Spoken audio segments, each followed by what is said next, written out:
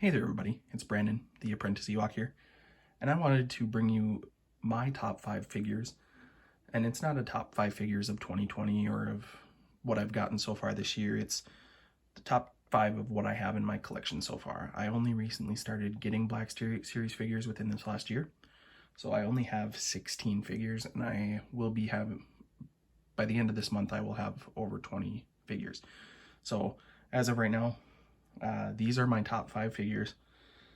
It's kind of hard to pick them in a certain order, so I really had to think about this, and I'm gonna have to say my number 5 spot is the gaming greats Jango Fett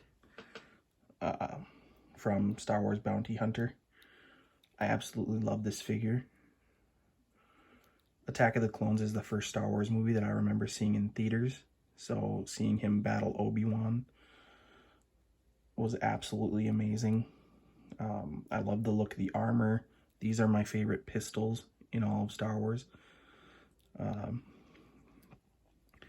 The posability of this figure is absolutely amazing, and you can take the helmet off and it looks amazing when compared to some of the other face sculpts. So I really appreciated that. The jetpack is cool. You can put stuff in here, but I don't have any of those extra accessories. I've done a short with this guy, and I love that you can dual wield pistols. Blasters, sorry. People want to get technical, they can. You can pose them in different ways. This helmet is not too tight like some of the other ones. Sabine Wren's helmet and Ezra Bridger's helmet absolutely terrify me when it comes to taking them off. So this one actually pops on and off quite well.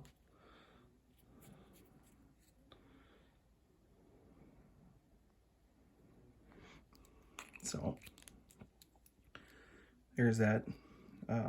I think Jango is one of the coolest villains of the prequels, design-wise, and you know, it's basically a different color scheme Boba Fett, but I still like Jango and the Slave One chase and the seismic charges, and then how he gets his head cut off by Mace Windu. But yeah, that's my number 5 spot.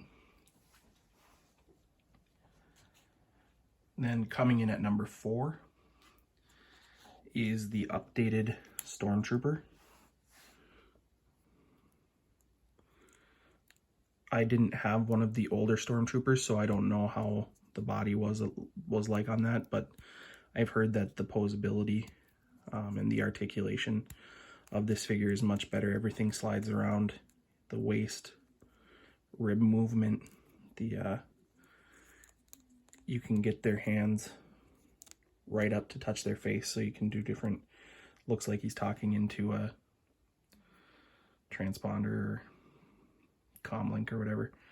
The blasters are cool, but just everything about this figure, I definitely think if I'm going to start doing any sort of army building, it's going to be with these figures, because they're just so good. This table is kind of hard to pose on because it's a squishy flat top. It's a card table. So usually I'd do a different table to do some poses, but you can definitely see how easy it is to get them into different spots. The only thing is that seems a little bit loose, but I guess that has to be to get the different rib movements and everything.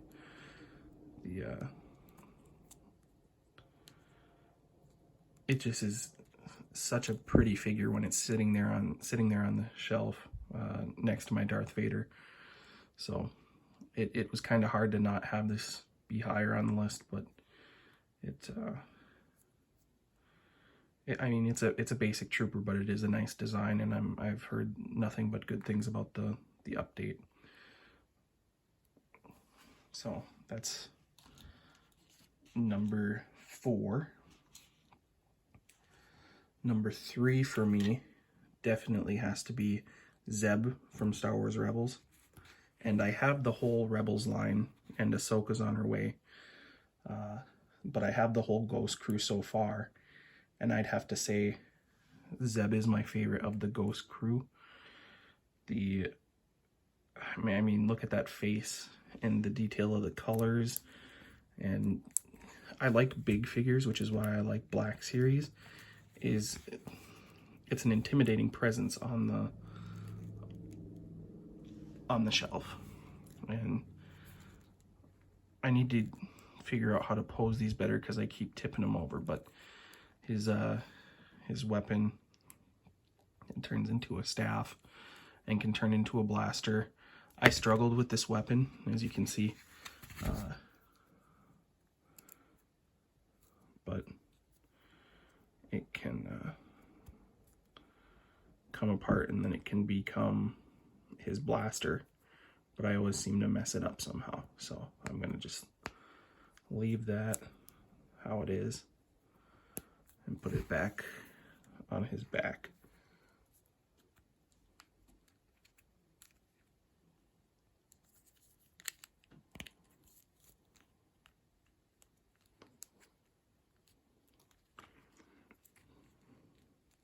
But I mean, you can just see the detail of his face.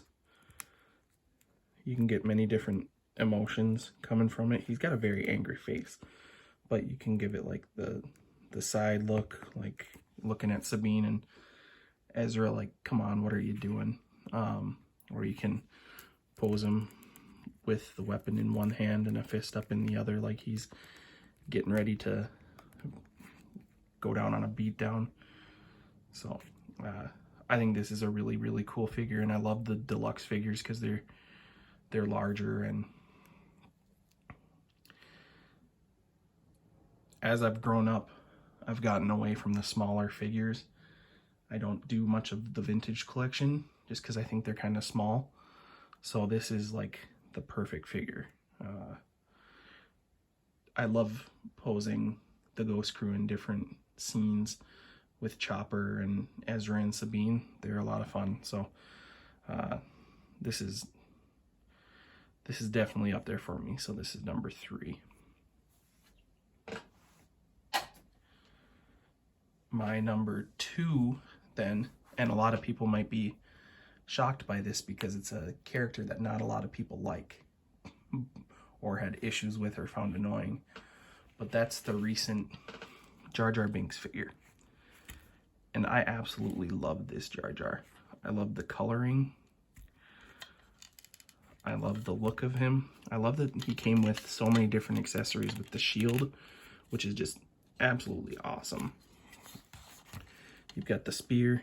I don't know if there's a special name for it, but it breaks into two, not breaks, but separates into 2 pieces. But I usually pose him with the shield and the spear. But then you've got the little orb thrower.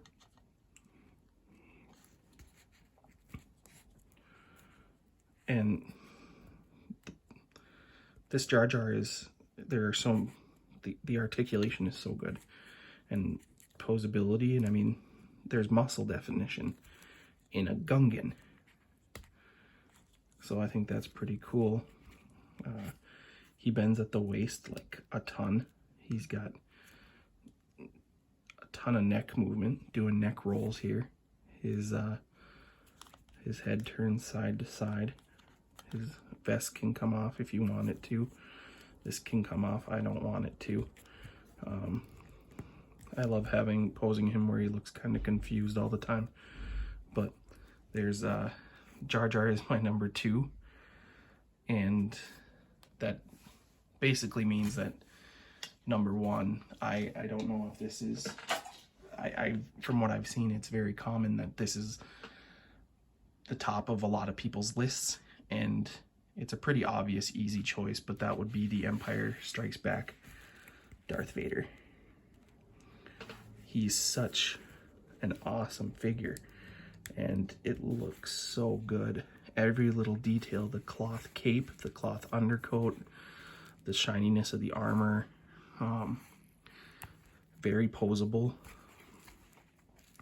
I love putting him in like that where he's swinging his lightsaber. Also, you can get his hands on his waist where it's kind of like he's looking out on the Death Star in Revenge of the Sith. But I like to pose him with a Stormtrooper. It's, you know, I feel like Darth Vader is one of the most popular characters in all of Star Wars, so it's an easy choice, but I don't know if there's another figure that is going to top this. It's such a sleek, awesome look, and you can take the lightsaber out, and he's got a little clip here where you can hang it.